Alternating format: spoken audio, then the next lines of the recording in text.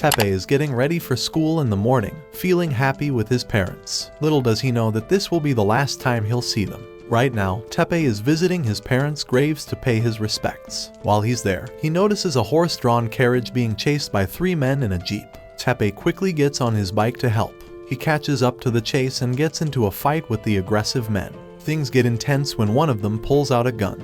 But the carriage driver, Alfred, stops the armed man and shows his own fighting skills, taking on another man with a knife. Due to the fight, the carriage gets damaged and starts going out of control. Tepe jumps into the carriage to assist a woman inside. As they tumble into a forest from a great height, they hold on to each other. But wait guys, I think he forgets he is not Bird. Meanwhile, Alfred is consumed by anger and confronts the last remaining man from the group. Tepe wakes up in the forest. He is unharmed. But how it is possible? I think he is Superman or Batman. Tell me in the comments guys. Let's continue. Then the woman wakes up, perfectly fine, and she introduces herself as Princess Charlotte. I don't think guys, this bitch is Princess. They make their way back to the road, where Alfred has a limo waiting for his mistress. Princess Charlotte kisses Tepe on the cheek, and they part ways. Tepe realizes he has 14 unread phone messages and is in a hurry. He heads to a luxurious hotel to visit its owner, Arima Ishchin. However, the security guards don't believe him.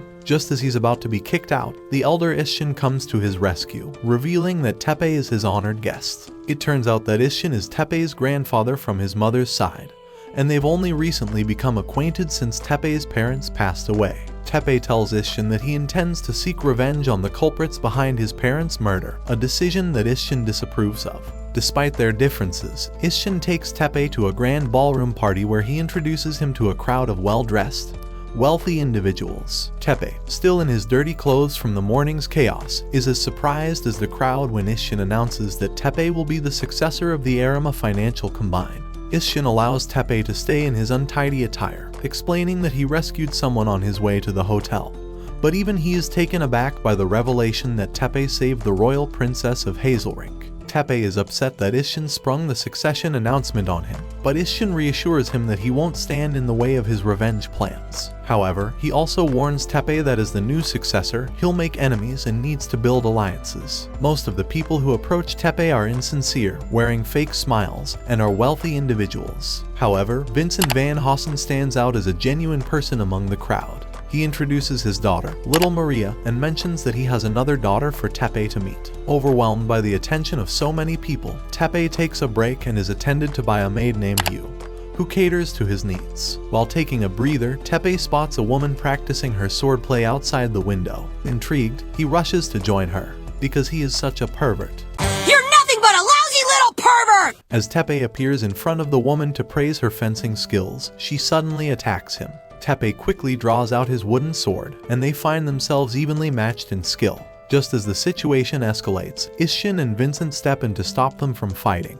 It's revealed that the woman is Sylvia Van Hossen, Vincent's daughter, and she's also Tepe's new fiancée. Later, you and the sleeping Tepe are in a limo on your way home after the party. Ishchin confides in you about his guilt for putting Tepe in the position of having a fiancée, drawing a comparison to how he forced a certain life on his own daughter in the past. However, he reassures you that Tepe has a choice in how his relationship with Sylvia will turn out. Upon arriving at their destination, Ishchin has provided a mansion for Tepe to live in, and Yu accompanies him. They enter the mansion, and Tepe is greeted by many of his maids. His room is spacious and luxurious. Tepe lies on his bed, deep in thought about both Charlotte and Sylvia. He calls on you to discuss whether having a fiancé is a common practice in the world of the wealthy. Tepe is curious to learn more about Sylvia's personality, and hopes you can provide some insight. The next morning, Tepe gets dressed up for his first day of school, and he notices that you'll be joining him as a student. While they're on their way, Tepe realizes that he'll be attending the enormous and prestigious Shuho Academy. Upon arriving at the academy, he notices that everyone is staring at him, probably because he's from the Arima family. To escape the prying eyes, Tepe rushes to the school's glamorous cafeteria. There, he accidentally bumps into a student named Seika, who happens to be the president of the social club. Seika scolds Tepe for having an unbuttoned collar and invading his personal space by adjusting his clothing. Seika is such a well-known figure that her friends, Erika and Ayano, are offended that Teppei doesn't recognize her. While exploring the campus, Teppei finds himself getting an overwhelming amount of unwanted attention from the principal, the teachers, and the students. His classmate, Mezu, tries to befriend him, but they are quickly surrounded by other classmates, preventing Teppei from properly introducing himself. Interestingly, Charlotte also attends the same academy and is delighted to come across Teppei. She's so thrilled to see him that she hugs him, causing Teppei to lose his balance and end up on top of Charlotte on a desk. Just at that moment, someone enters the classroom and finds Teppei in this awkward situation. Shocked by the misunderstanding, she runs away in embarrassment. Teppei and Charlotte have lunch together and spot Sylvia on her way to the fencing hall. Teppei confides in Charlotte about Sylvia being his fiancée, and he's troubled that Sylvia saw him in an embarrassing situation in the classroom. Charlotte suggests they visit the fencing club to clear up the misunderstanding. In the fencing hall, Teppei notices that Sylvia's swordplay during sparring lacks passion, as if she's lonely for not having any worthy opponents. Realizing that Teppei is her equal with a sword, Charlotte encourages Sylvia to challenge Teppei to a sparring session. Sylvia accepts the challenge and manages to win a fencing match against Teppei. However, she's unsatisfied with her victory, feeling it's only due to the nature of the bout. Sylvia expresses her desire to face Teppei in a more traditional Japanese-style sword fight in his dojo. Just as they're discussing this, Yu appears to deliver Teppei's Japanese-style sword to him. The two face each other again, with Teppei adopting a dojo-style stance and Sylvia using a fencing style. Final round, fight! The battle is swift, and in an instant, both fighters have each other's swords at their throats. While it may appear to be a draw, Teppei realizes that Sylvia drew her sword faster and gracefully admits defeat. They shake hands, and a sense of friendship begins to blossom. Observing the two being friendly, Charlotte joins in with a warm hug. While on their way in the limo, Yu suggests to Teppei that he should consider joining the social club. Yu explains that it's where the school's most eligible and influential individuals gather, and both Sylvia and Charlotte have already recommended him to the club. Standing in front of the grand social club building, Teppei is awestruck by its size. Upon entering, he overhears people whispering about his arrival. Seika, the club's president, is not enthusiastic about accepting Teppei and makes her reservations quite clear. However, since the social club is hosting a party in a week, Seika challenges Teppei to prove that he can master the proper and dignified etiquette required for the club by then. If he can meet this challenge, he'll be allowed to become a member. In the days that follow, Teppei diligently practices proper coffee drinking, maintaining a straight posture, and dancing with the required grace, all in preparation for the upcoming party. While Teppei is studying late at night, you bring him some coffee. This simple act of serving coffee reminds Teppei of his mother, who used to do the same for him in the middle of the night. Touched by the memory, he reflects on his family. In this moment, Yu shares her own personal story with Teppei. She tells him that she grew up as an orphan until Isshin took her in and gave her the opportunity to become a maid. Yu feels a deep sense of gratitude towards Isshin, as she believes that he saved her life and gave her a chance at a better future. She considers it an honor to serve Isshin's grandson, Teppei. The following morning, Teppei continues to practice his etiquette as he heads to school. Seika notices his efforts and becomes annoyed, feeling like she's seen as the school's villain for being so hard on him. She overhears students discussing her, which only reinforces her belief. Back with Teppei and his friends, they realize that his progress in presenting himself with proper etiquette has been minimal. Given Teppei's proficiency in martial arts, Yu suggests that he approach his etiquette lessons as if he were practicing martial arts. Inspired by Yu's idea, the group is motivated to continue Teppei's etiquette lessons. As the week progresses, Teppei, Charlotte, and Sylvia get ready for the upcoming party at the social club. Seika continues to emphasize to Teppei that he must prove himself as a dignified member of the club, setting high expectations for his performance. Throughout the ball, Teppei proves to be charming, and as he and Charlotte dance, people can't stop complimenting his charisma and charm. Seika, unable to deny Teppei's charm and charisma, feels frustrated about it. After the party, she acknowledges that Teppei presented himself wonderfully, even though the group is celebrating their victory. Seika reveals that she still cannot make Teppei a member of the club. She challenges Teppei to host a party and prove that he can handle it in a manner that aligns with the standards of the club. Only then will Seika consider admitting him as a member. While Seika is at home attempting to create art but struggling to find inspiration for her canvas, at Teppei's mansion, Yu tells him about a motorcycle developed by the Arima automobile engineers that doesn't fall. Teppei recalls his desire for such a bike but didn't realize Yu took him seriously. Now that he's seen the motorcycle, he disappoints the engineers by expressing that he doesn't want it. At the academy, Tepe spends time with Charlotte and Sylvia in the social club, where they are trying to plan the upcoming party. Tepe makes a comment about Seika not being around, suggesting that she might be neglecting her duties as the club's president. However, Erika and Ayano overhear Tepe's comments and feel insulted, believing that Tepe doesn't appreciate how busy Seika is. Tepe is surprised to learn about Seika's background as the daughter of the Haojuin president, a star model, and the designer of the Haojuin clothing brand, Saint Rose. He realizes that he knew very little about her. As Seika arrives at the club, Mezu greets her and expresses his gratitude for being chosen as the social club male representative, and for the opportunity to be interviewed at a Saint Rose fashion event. However, Seika feels frustrated because she can't seem to find anyone suitable for the interview. On his way back home, Tepe ponders why Seika harbors such strong negative feelings towards him. Before returning home, Tepe decides to visit his grandfather and have a conversation with him about this matter. The following day, Mezu falls ill with a severe cold. Despite his condition, he is unwilling to admit that he's not fit to represent the social club at the St. Rose fashion show interview. In his place, Tepe steps in to fill the role. When Seika sees Tepe at the fashion show, she's both surprised and annoyed. Tepe explains the situation to her, and Seika warns him to give his best during the interview. After the fashion event, Seika and Tepe head to the interview. During the interview, every time the interviewer directs a question toward Tepe about the social club, Seika discreetly kicks him under the table, pressuring him to answer correctly. Frustrated by Seika's actions, Tepe eventually tells the interviewer that she can be bossy as the club's leader. However, he goes on to explain that Seika's take-charge attitude and charisma make her an excellent leader. This genuinely flatters Seika, and she smiles at Tepe. After the interview, Seika and Tepe have dinner together. During their conversation, Tepe reveals that he understands the reason for Seika's strong dislike towards him. He explains that, after speaking to his grandfather, Isshin, he learned that Isshin used to neglect his family due to his work. This led to his wife having an affair with Seika's grandfather. When Isshin found out, he banished his wife from the Arima family and cut all ties with their company. Tepe goes on to mention that he is aware of Seika's desire to have her products sold in Arima department stores, but all of her previous attempts were rejected. Seika's anger towards Isshin is so palpable that it attracts the attention of other patrons in the restaurant.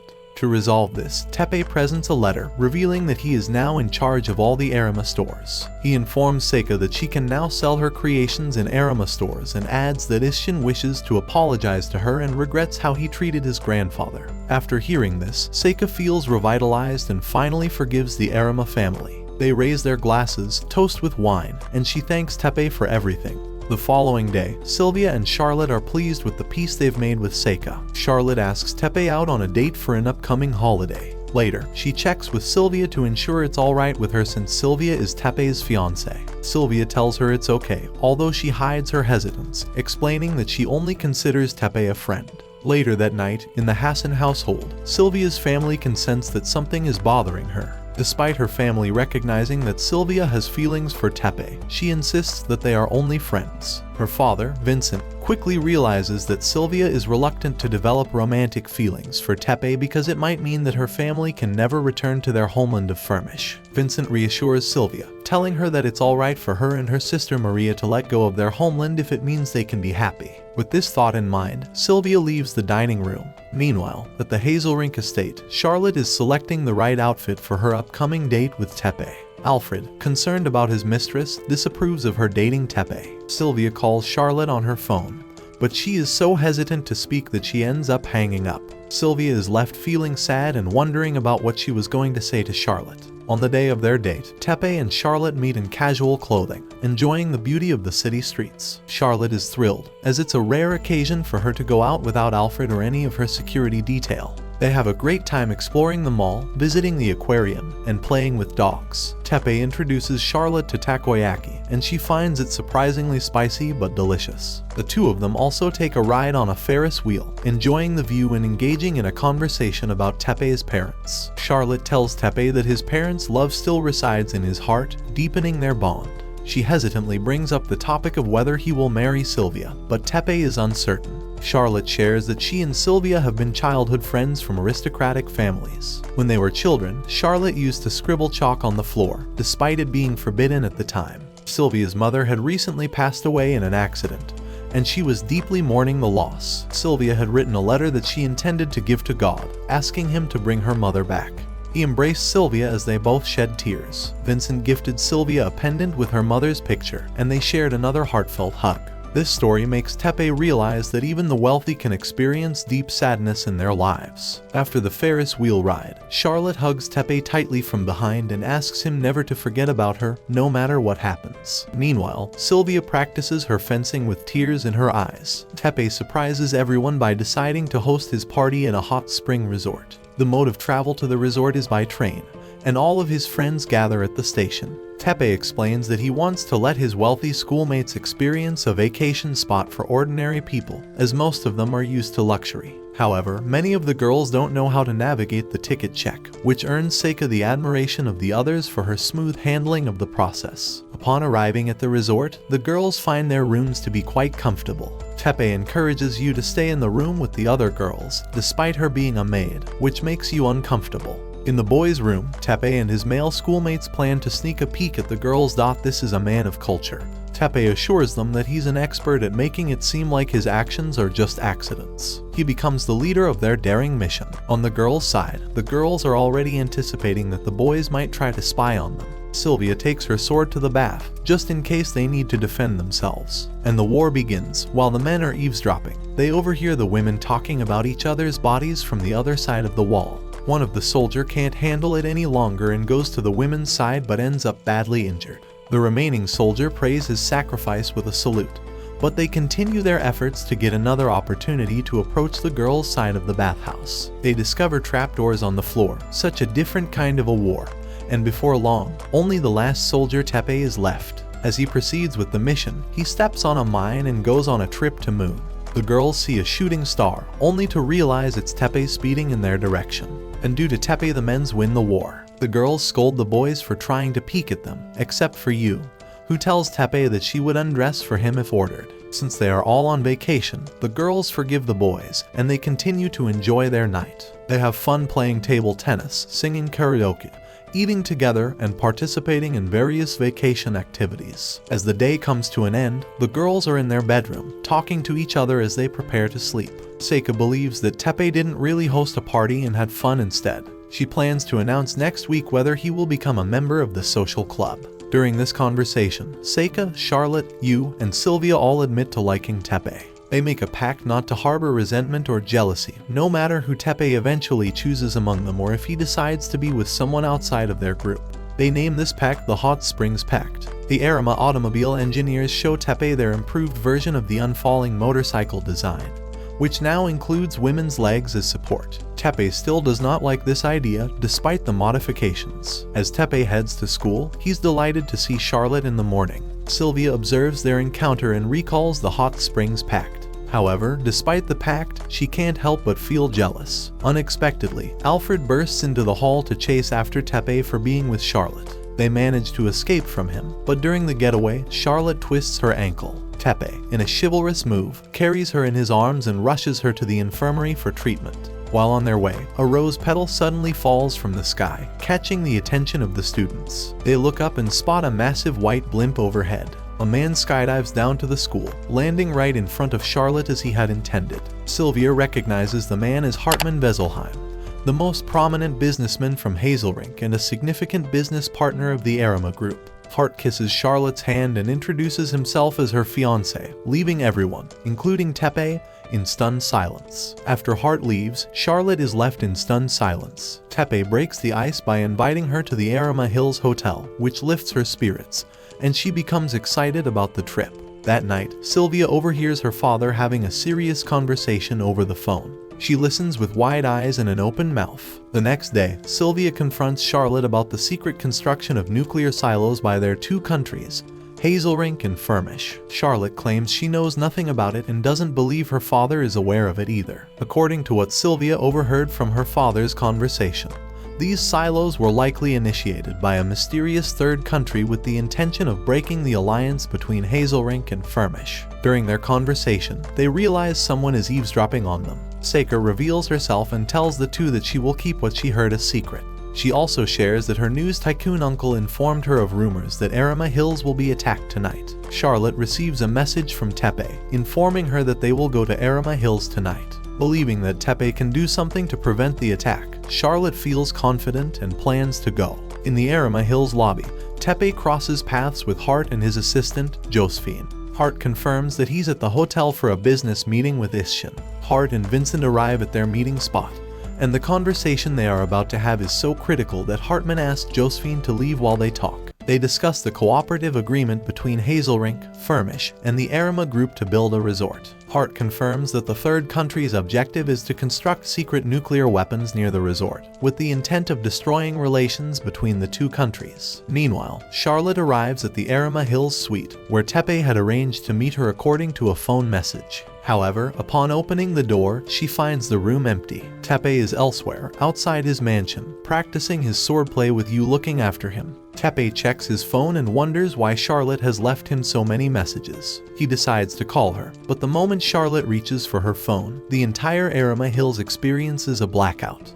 In the midst of the darkness, Tepe receives a mysterious message from someone claiming to have killed his parents and now having his lover. Armed men have infiltrated the Arima Hills hotel during the blackout. They forcibly entered the meeting room where Isshin, Vincent, and Hart were gathered. Leading the charge is Josephine, Hart's secretary, who reveals her betrayal. Simultaneously, 3 masked and armed men have entered Charlotte's suite and have restrained her. The leader among them maintains a calm demeanor and tries to make Charlotte's situation as comfortable as possible. In contrast, the other 2 can't help but fawn over her. The intruders set up a miniature TV to check if their actions have made the news. Unfortunately, they find that no news reports mention the invasion of Arima Hills, only the blackout is being reported elsewhere. In the midst of all this, Seika is talking to her grandfather over the phone, thanking him for not leaking information about the invasion of Arima Hills. This leaves Josephine and her men puzzled about why their activities are being censored.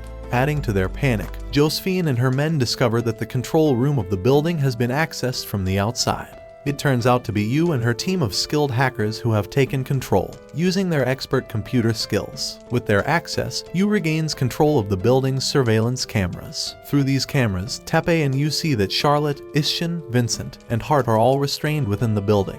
The invaders cut off the maid's access to the camera system and uploaded a virus to slow down her activities. Nonetheless, Tepe is determined to go to Arima Hills, and despite Yu's hesitance, he reluctantly uses the motorcycle with the women's leg attachments. As they speed down the road, Solia appears and tells Tepe that she will go with him. During their journey, they are ambushed by gunmen on bikes, but Tepe presses a button that transforms the legs into missiles, defeating the attackers. Meanwhile, in Charlotte's captivity, her captor reveals that he was born into a poor family and has always looked at Arima Hills as if it were heaven. He sees the unfairness that some people live in hell while others, like Charlotte, are in heaven. Charlotte reasons with her captor that the rich and the poor should come to an understanding, but the masked man is not willing to entertain the idea. Elsewhere, Tepe and Sylvia have successfully infiltrated the building and are following Yu's instructions through their interlinked device to silently navigate the premises and ambush the enemies along the way. They encounter heavily armored men from the Arima SB unit, who were summoned to handle the situation. This adds to Josephine's frustration, as their activities remain unknown to the public, overshadowed by the news coverage of an idol group. Hart suddenly charges at Josephine, but Josephine guns down her former master. She wears a sinister smile, relieved to see her former master gone. She explains to Isshin and Vincent that their group's goal is to ruin the reputation of the Arima group. Despite admitting that she has lost the battle for the building, she remains confident that she will win the war. Josephine orders her men to retreat, including the 3 men in Charlotte's suite. Before they leave, they inform Charlotte that there is a bomb in the building. The blackout has ended, and Tepe and Sylvia arrive at Isshin and Vincent's location, relieved that everyone is safe. Tepe receives the news that Hart did not survive, which causes him to worry and rush to find Charlotte. Tepe finds Charlotte at the suite, still tied up. He hugs the crying girl in relief that she is okay. Charlotte remembers that the invaders planted a bomb in the building and informs Tepe about it. Yu's computer skills immediately detect multiple bombs in different locations within Arima Hills. A blackout ensues, plunging the building into darkness once again, which puts Charlotte and Tepe in fear. However, Charlotte is just glad that Tepe is with her, holding her hand despite the dire situation. Meanwhile, Sylvia and the others have arrived at the mansion with Yu and her army of made hackers. Yu informs everyone that the virus the invaders planted makes it impossible for her to regain control of the building. The only way to regain control is to reformat the Arima Group's servers, but this would result in losing all of the Arima Group's data. While all the maids fear the loss of data, Isshin instructs you to reformat the servers anyway.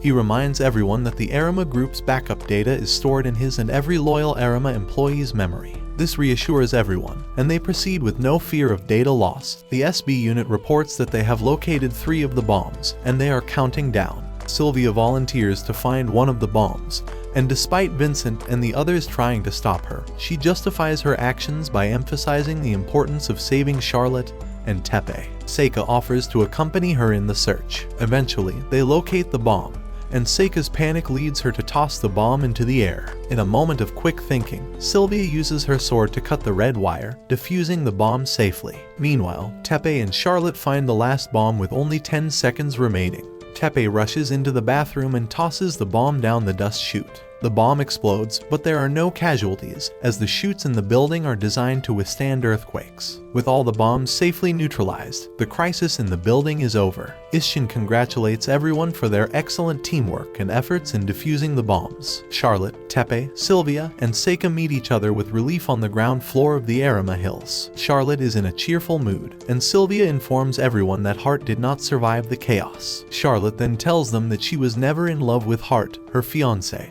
but after his sacrifice, she has now fallen for him. A driver with a limo arrives to take Charlotte home, and she says goodbye to the others. Sylvia suspects that Charlotte only forced herself to say she is in love with Hart out of kindness. Upon closer examination of Charlotte's limo driver, it is revealed that he is a disguised Hart who is still alive. Isshin, Yu, and Vincent arrive at the Arima Hills to find Tepe, Seika, Sylvia, and Isshin. Isshin informs everyone that a horse carriage will arrive at any moment for Charlotte, which confuses the others since they just saw her being picked up by a limo. They soon realize that Charlotte has been kidnapped, shattering Tepe's spirit. Meanwhile, Charlotte's limo stops to let Josephine enter, and this comes as a shock to Charlotte, just as much as realizing that Hart is her driver. Back at the mansion, the group of heroes reviews surveillance footage of Hart and Josephine dragging the unconscious Charlotte onto a plane, discovering that Hart's death was just an act, and he is now an enemy. With the enemies heading to Hazelrick, the adults inform Tepe and the girls that the situation has now become an international incident. As a result, Tepe and the others are not allowed to intervene. This puts Tepe in a depressive state, feeling guilty that he cannot do anything to save Charlotte. He remembers when Charlotte told him not to forget about her, and he spends the next day going to school lifeless, thinking only about his moments with Charlotte and skipping classes to be alone. Meanwhile, the tied-up Charlotte wakes up on a train in Hazelrink with Hart right in front of her. He admits that he was the mastermind behind what happened in Arima Hills. His plan is to disgrace Isshin in front of the eyes of the world. He leaves the guarding of Charlotte to the 2 men who kept her captive before at Arima Hills, and surprisingly, they treat her more like a guest than a prisoner. Meanwhile, Yu receives a report that Charlotte is being held captive on the Grand Hazelrink Royal train. Sylvia and Yu wonder how Tepe will react to this information. Back at school, Tepe returns with an angry Seika waiting for him. She scolds him for being too depressed to do anything for Charlotte and encourages him to take action. She kisses him and reminds him of the man she fell in love with. Sylvia also arrives and slaps Tepe to bring him back to his senses, expressing her disappointment in his behavior. Yu visits the saddened Tepe in his room,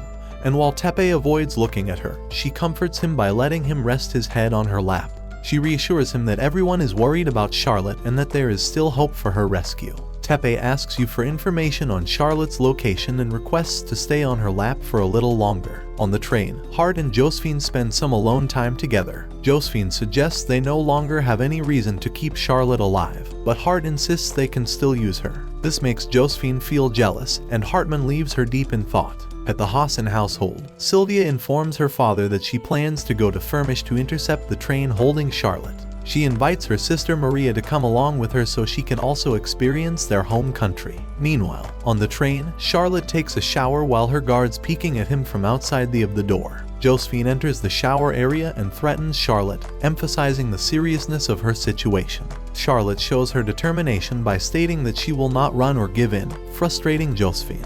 The two of them return to Hart as they await the arrival of the heroes who they believe will come to rescue Charlotte. Meanwhile, in Tepe's mansion, he is looking at a picture of his parents and makes a promise to them that he will rescue Charlotte. Tepe then visits his grandfather, Isshin, at his house to express his clear intention to go to Firmish and rescue Charlotte. Isshin shares a story with Tepe about a man who obtained a large fortune, 600 million yen, and doubled it to 1.2 billion yen. I think he is a top G.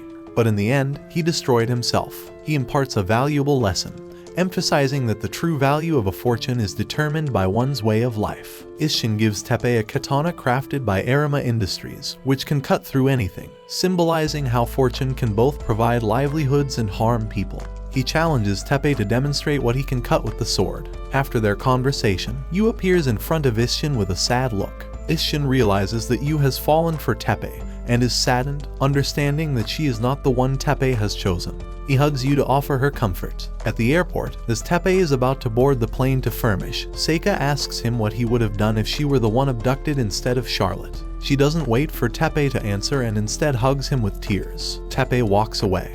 But before leaving, he tells Seika that he would have tried to rescue her too. Tepe and Yu arrive in Firmish with Sylvia, Maria, and Vincent there to meet them. Vincent announces that there will be a party tonight to celebrate their arrival.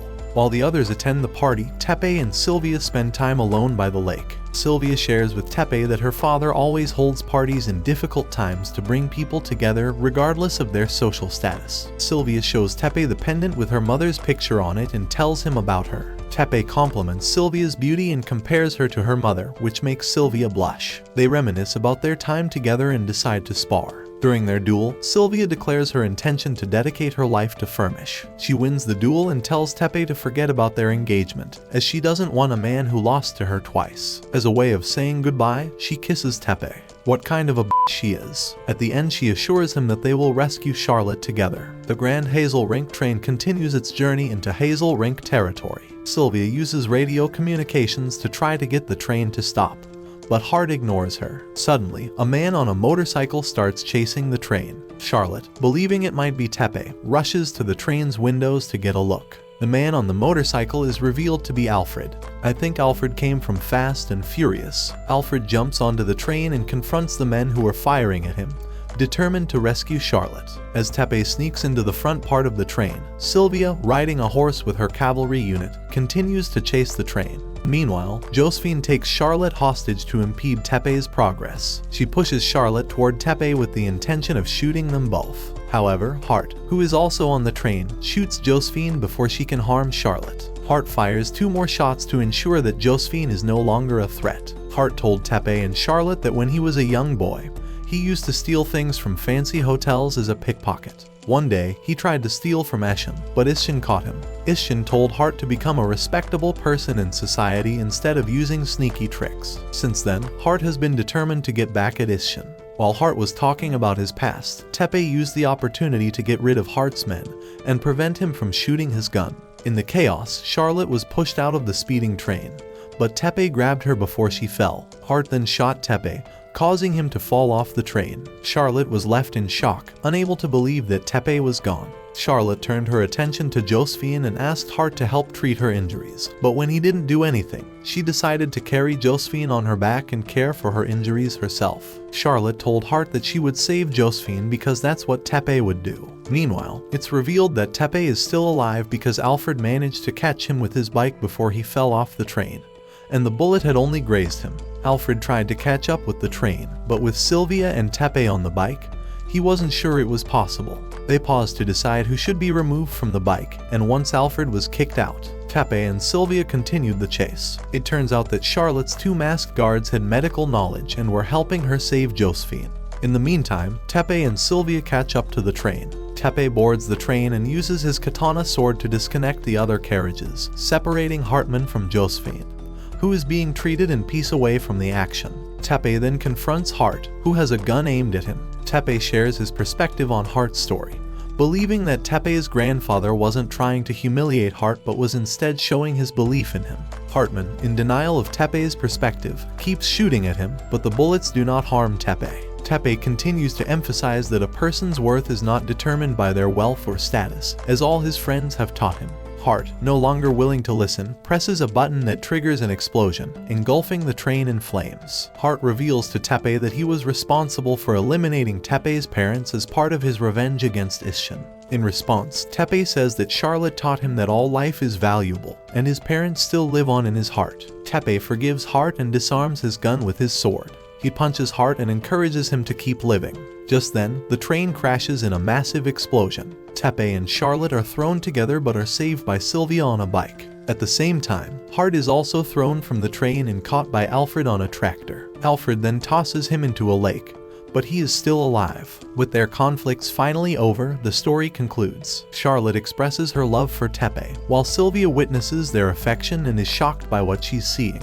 Josephine wakes up in a hospital with Hart by her side. Later, Tepe, Charlotte, Sylvia, and you all go to the social club, where Sika and the club members have a ballroom party ready for them. Tepe dances with Sika, Sylvia, Charlotte, and you on the dance floor. During the limo ride to the school, you inform Tepe that the Grand has a rink train, and parts of Firmish have been damaged due to the incident.